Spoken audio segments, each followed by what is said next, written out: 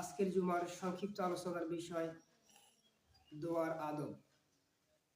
দোয়ার আদব সংক্রান্ত আলোচনা ইনশাআল্লাহ তাআলা কোরআন এবং সহিহ হাদিসের আলোকে গুরুত্বপূর্ণ তথ্যবহুল আলোচনা পেশ করব। আমা তৌফিকি ইল্লা বিল্লাহ। আল্লাহ সুবহানাহু ওয়া তাআলা আপনাদের শোনার, আমাকে বলার তৌফিক দান করুন। সকলে বলি আল্লাহুম্মা আমিন। গত 2 সপ্তাহ ধরে আমরা দোয়া সংক্রান্ত আলোচনা শুনতেছি। গত সপ্তাহে যে আমাদের আলোচনাটা ছিল সেটা ছিল দোয়া কবুলের পথে বাধা ছিল। মানে কোন কাজগুলো করলে আমাদের ডাকে আল্লাহ সুবহানাহু ওয়া তাআলা সাড়া দিবেন না, আল্লাহ সুবহানাহু ওয়া তাআলা আমাদের দোয়া কবুল করবেন না, সেই সংক্রান্ত আলোচনা আমরা যতটুকু সময় ছিল শুনেছি ইনশাআল্লাহ তাআলা।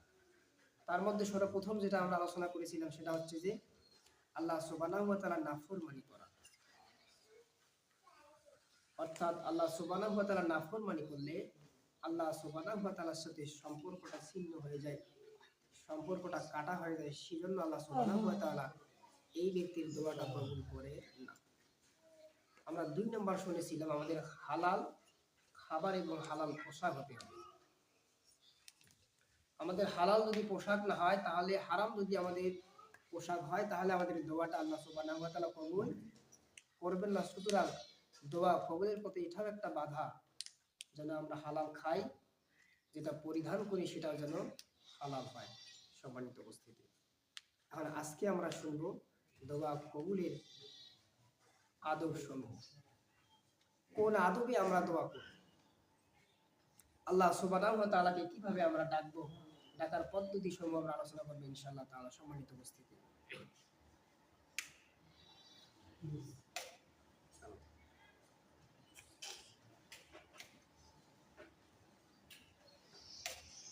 কারণ আল্লাহ সুবহানাহু ওয়া তাআলা তিনি ডাকার কথা বলেছেন, আর যদি আমরা না ডাকি তাহলে সেটা আমাদের জন্য অপরাধ হয়ে যাবে, কারণ আমরা অপরাধী হয়ে যাব। কারণ আল্লাহ সুবহানাহু ওয়া তাআলাকে ডাকাটাও হচ্ছে একটা ইবাদত, আল্লাহ তাআলাকে ডাকাটাও একটা ইবাদত। সম্মানিত উপস্থিতি, ডাকাটা কেমন করে ইবাদত? ডাকাটা হচ্ছে যে আল্লাহ রাসূল সাল্লাল্লাহু আলাইহি ওয়াসাল্লাম তিনি বলেছেন, আদ-দুআ হুয়াল ইবাদা, মানে দোয়াই হচ্ছে ইবাদত। সুতরাং আমরা যে দোয়াগুলো করে থাকি সেই দোয়াগুলো আমাদের ইবাদত হিসেবে করতে হবে। যেমন আমরা সালাতকে ইবাদত মনে করি, সিয়ামকে আমরা ইবাদত মনে করি, হজকে আমরা ইবাদত মনে করি। রাসূল সাল্লাল্লাহু আলাইহি ওয়াসাল্লামের হাদিসে আমরা জানলাম আমরা যে দোয়াটা করব সেই দোয়াটাকে আমরা ইবাদত মনে করব ইনশাআল্লাহ তাআলা। কারণ আল্লাহ রাসূল সাল্লাল্লাহু আলাইহি ওয়াসাল্লাম বলেছেন দোয়া ও ইবাদত, দোয়াটাই হচ্ছে ইবাদত। সম্মানিত, এই যে দোয়াটা যে আমাদের ইবাদত, সেই ইবাদতটা আমাদেরকে কিভাবে করতে হবে? অবশ্যই তার পদ্ধতি কি হতে হবে? সালাত আদায়ের পদ্ধতি আছে, যাকাত আদায়ের পদ্ধতি আছে, এই ইবাদতের পদ্ধতি আছে। অবশ্যই আমাদের এই দোয়ার একটা পদ্ধতি আছে, দোয়া কবুলের একটা আদব আছে। আমরা সংক্ষিপ্ত সবাই জানার চেষ্টা করব ইনশাআল্লাহ। আল্লাহ রাব্বুল আলামিন মহাগ্রন্থ কোরআনুল কারীমের মধ্যে বলতেছেন, উদউনি ইস্তাজিব লাকুম, ও আমার বান্দারা রে, তোমরা আমাকে ডাকো, আমি তোমার ডাকে সাড়া দেব। আল্লাহ বললেন, বান্দারা আমার, তোমরা আমাকে ডাকো, আমি আল্লাহ তাআলা তোমাদের ডাকে সাড়া দেব। আমার আল্লাহ রাব্বুল আলামিন আমাদেরকে ডাকার জন্য বলতেছেন, আমরা তাকে কিভাবে ডাকবো? আল্লাহ তাআলা কোন বান্দার ডাকলেও সাড়া দিবেন। আল্লাহ তাআলা যার যার ডাকে সাড়া দিবেন না, যেমন তেমন বান্দার ডাকে সাড়া দিবেন না। কারণ এই বান্দার মধ্যে যদি কোয়ালিটি না থাকে, মূলকর্ম যদি ঠিক না থাকে, এই বান্দার যদি খাবারটা হারাম হয়ে যায়, পোশাকটা যদি হারাম হয়ে যায়, এই বান্দা যদি আজীবন আল্লাহ তাআলা তার ডাক শুনবেন না। শুধুমাত্র আল্লাহ তাআলা ওই ব্যক্তিগুলোর ডাক শুনবেন। এই আয়াতটা শুধুমাত্র তাদের জন্য উনি ইস্তাজিব লাকুম, তোমরা আমাকে ডাকো, আমি তোমাদেরকে সাড়া দেব। এই আল্লাহ তাআলা যে সাড়া দিবেন, এই সাড়া দেওয়াটা হচ্ছে আমাদের ইবাদত। আমরা আল্লাহ তাআলাকে যে ডাকবো, আল্লাহ তাআলাকে ডাকাটা হচ্ছে একটা ইবাদত। কারণ রাসূল সাল্লাল্লাহু আলাইহি ওয়াসাল্লাম বলেছেন আদ-দুআ হুয়া ইবাদাহ। দোয়া হচ্ছে ইবাদত। সেটা কেমন ইবাদত? দোয়া হচ্ছে ইবাদতের মহজ তথা মূল। সম্মানিত উপস্থিতি, সুতরাং এই দোয়া সংক্রান্ত আলোচনা আমাদের সকলেরই গুরুত্বপূর্ণ এবং মনোযোগ সহকারে শোনা দরকার। কারণ আমরা সালাত শেষ করার পর দোয়া করি, তাহাজ্জুদের পর আমরা দোয়া করি, কিন্তু কখন দোয়া করে আল্লাহ তাআলা কবুল করবে সেই পদ্ধতি পেয়েও আমরা সেই নিয়মগুলো কিন্তু আমরা জানি না। সম্মানিত আল্লাহ রাসূল সাল্লাল্লাহু আলাইহি ওয়াসাল্লাম বলেছেন, যদি কোনো বান্দা, যদি কোনো ব্যক্তি দোয়া করার আগ মুহূর্তে আমি রাসূল সাল্লাল্লাহু আলাইহি ওয়াসাল্লামের উপর দরুদ না পড়ে, আমার উপর যদি দরুদ না পড়ানো হয়, দরুদ যদি তারা না পাঠ করে, তাহলে ওই বান্দার দোয়াটা আসমান এবং জমিনের মধ্যবর্তী স্থানে ঝুলিয়ে থাকে। কারণ তার দোয়ার মধ্যে দরুদ ছিল না বিধায় তার দোয়াটা আল্লাহর দরবারে পৌঁছবে না।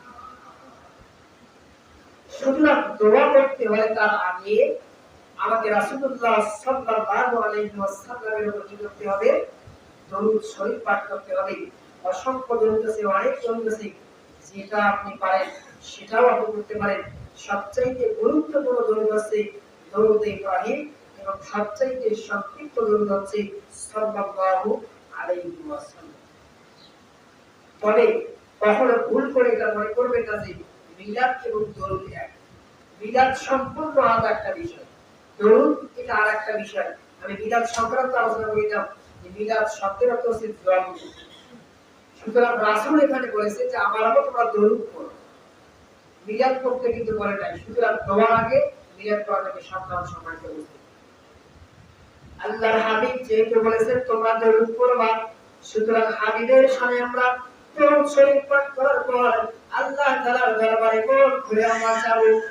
কোন সময় আমরা চাবো, কোন সময় আল্লাহ তাআলাকে ডাকলে আল্লাহ তাআলা সরাসরি সেই দোয়াগুলোকে কবুল করে নেন। আর মধ্যে সবচাইতে গুরুত্বপূর্ণ একটা বিষয়, এক তৃতীয়াংশ রাতে আমরা যখন উঠবো তখন তাহাজ্জুদের সালাত শেষ করার পর আমরা আল্লাহ তাআলা প্রথম আসমানে নেমে এসে বান্দাদেরকে বলেন, বান্দারা আমার তোমরা কে আমার কাছে কি চাবা আমি তোমাদের তা দিয়ে দিব।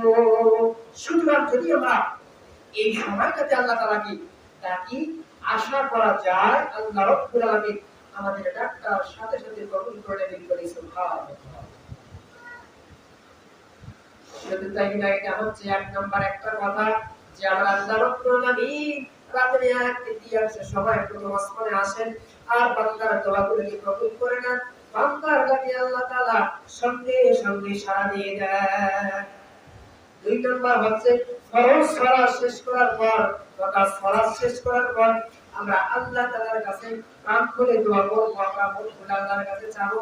আল্লাহর হাবিব বলেছেন সালাত শেষ করার পর যদি কোনো ব্যক্তি দোয়া করে আমার আল্লাহ রাব্বুল আলামিন সেই ব্যক্তির দোয়াকে কবুল করে থাকে।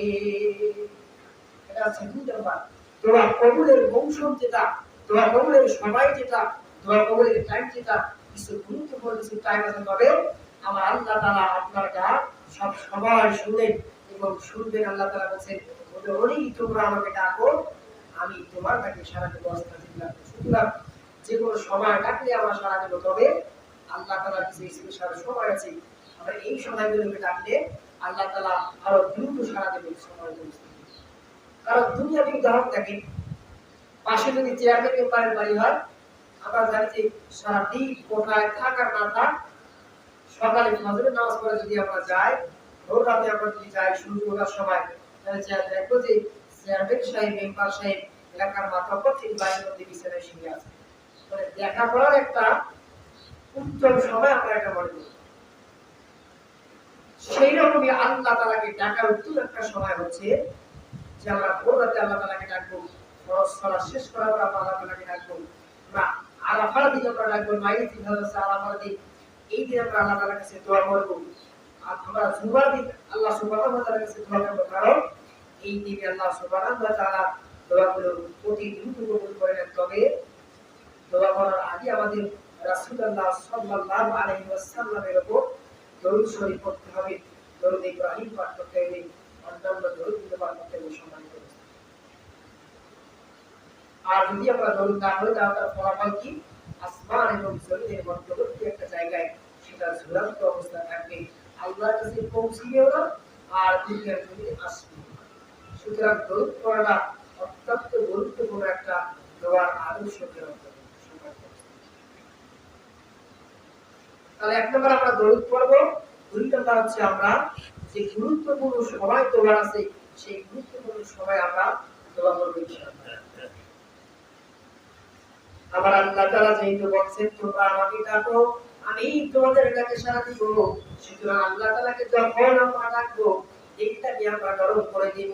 তিন নাম্বারটা আছে দোয়া করার সময় হৃদয়টাকে নরম করে দেওয়া, চোখের মধ্যে অশ্রু যদি না আছে, চোখের পানি যদি না আছে, চোখের পানি নিয়ে আসার ভান করার কথা রাসূল বলেছেন।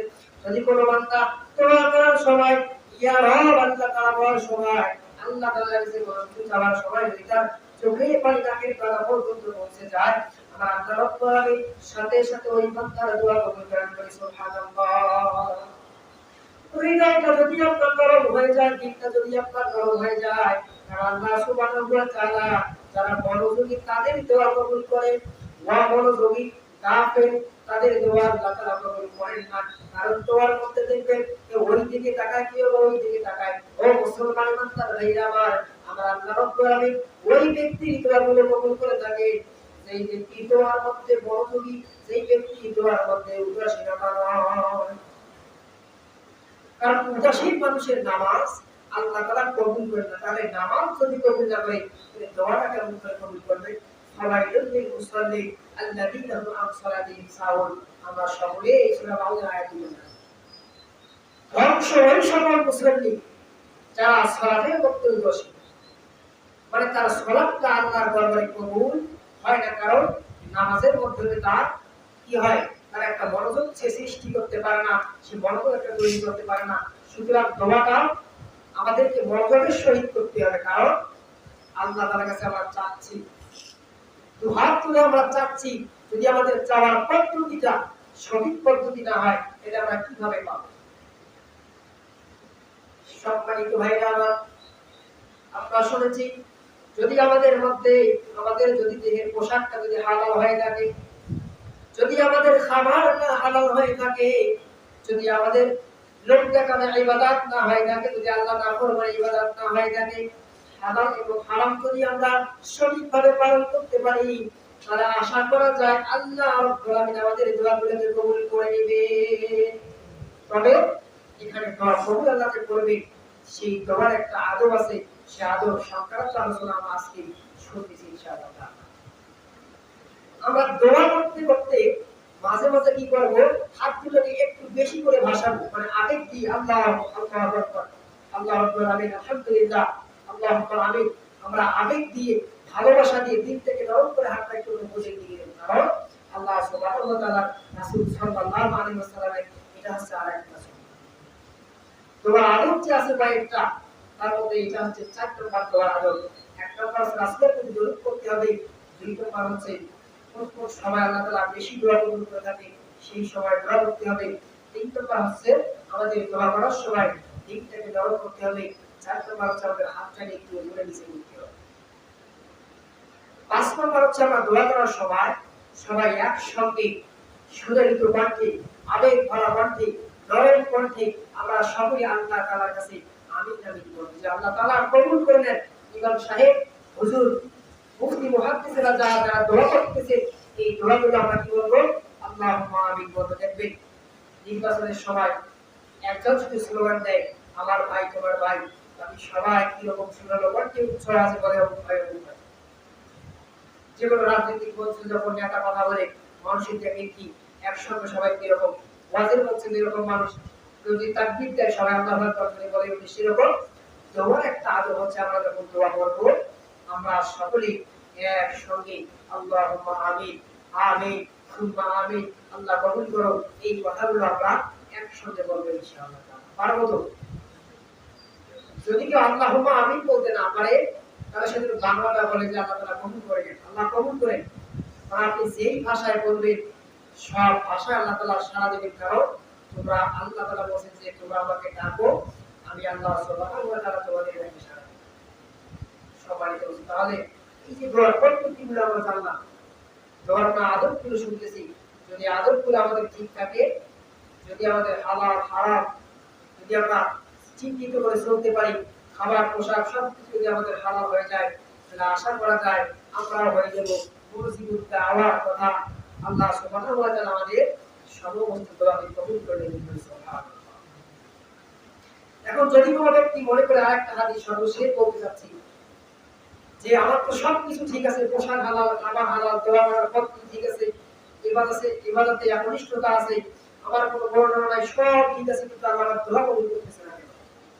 এটা মনে করবেন যে আল্লাহ তাআলা একটা দোয়া আছে যেটা সঙ্গে সঙ্গে দিয়ে দেয়, আরেকটা দোয়া আছে যেটা আপনাকে দেরি করে দিবে, আরেকটা দোয়া আছে যেটা আপনাকে কাল কিয়ামতের কঠিন দিবে। কারণ আল্লাহ সুবহানাহু ওয়া তাআলা কাল কিয়ামতের কঠিন দিনে যেটা আপনাকে দিবে, কারণ একটা সময় দেখবেন যে আপনার নেকি শর্ট হয়ে যাবে, কিন্তু আল্লাহ সুবহানাহু ওয়া তাআলা যদি দিয়ে দেয় তাহলে একটা মানুষের কতটা আনন্দময় একটা মুহূর্ত হতে পারে।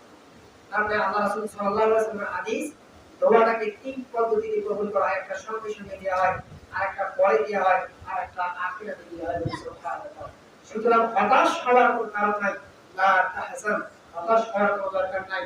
কারণ আল্লাহ সুবহানাহু ওয়া তাআলা আমাদের দোয়া যদি কবুল করে, যদি আমরা সেটা চিন্তিত করতে পারি, তাহলে আমাদের ইনশাআল্লাহ তাআলা ফল আমরা ইহকালে না পেলেও বড় করে পাবো ইনশাআল্লাহ তাআলা। তবে শর্ত আমাদের খাবার, আমাদের পোশাক, আমাদের পানীয়, আমাদের দেহ, আমাদের ইবাদত সবকিছু থাকতে হবে একমাত্র আল্লাহ সুবহানাহু ওয়া তাআলার জন্য, এবং পদ্ধতি হতে হবে রাসূল সাল্লাল্লাহু আলাইহি ওয়াসাল্লামের। তাহলে আমাদের দোয়া কবুল হয়ে যাবে ইনশাআল্লাহ তাআলা। আসুন আমরা সকলেই দোয়া কবুলের সময় এই আদবগুলো অনুসরণ করে দোয়া করব ইনশাআল্লাহ তাআলা। ওয়া আলাইকুম আসসালামু আলাইকুম ওয়া রাহমাতুল্লাহি ওয়া বারাকাতুহু।